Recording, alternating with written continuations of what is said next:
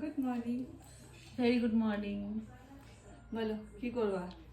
Actually চুলটা ভীষণ fridge, আর এর আগে স্মুথনিং করছিলাম তোমার কাছে, তো খুব আমি স্যাটিসফাইড ছিলাম। তো আমি চাচ্ছি যে আরেকবার চুলটাকে স্মুথনিং করে একটু একটা এক্সট্রা অর্ডিনারি একটা যেরকম থাকে না, চুলটা আমার ম্যানেজেবল হবে। হ্যাঁ, ম্যানেজেবল হবে। আর হচ্ছে তার মধ্যে সারাক্ষণ এই এত কাজের প্রেসারে না লুকটাই টোটাল নষ্ট আর কি বলবো। একটু লুকসটাও চেঞ্জ হবে, লুকসটা চেঞ্জ হবে, রাইট। চুল কাটবো না, একদম অল্প একটু, এটা এখন সামান্য, করবো না। হ্যাঁ হ্যাঁ ঠিক আছে। আগে স্মুথনিংটা করে নেই, বেশি ছোট করার দরকার নেই, জাস্ট আমি জাস্ট করার পরে তারপরে দেখবো যদি কাটতে হয় তখন কাটবো।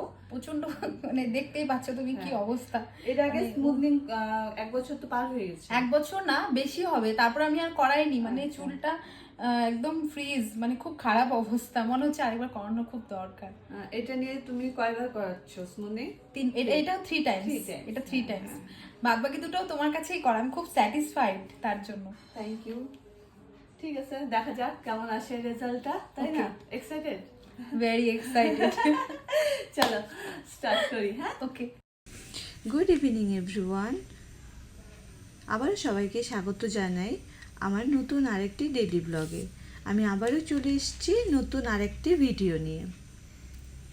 তোমরা তো পায়েলের কথাটা শুনিয়ে নিলে আগে, তাহলে চলো লাস্ট অবধি দেখি রেজাল্টটা কী আসে। আমি কিন্তু কাজের মাঝে স্কুলেও চলে যাই মেয়েকে আনতে, তারপর এসে কাজ শুরু করি। স্কুল খুব দূরে না, বাড়ির থেকে 5 মিনিটের মতন লাগে।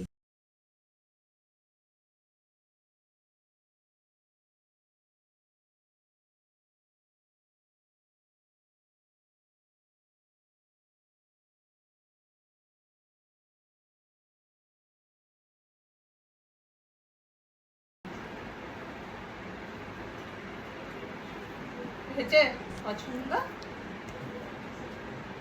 যেরকম চাইছিল এরকম একদম।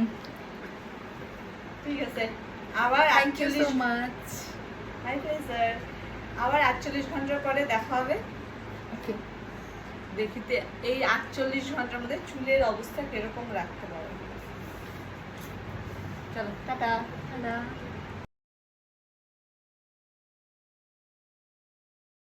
পায়েলের কথা তো শুনতেই পারলে, তাহলে আজ আসি।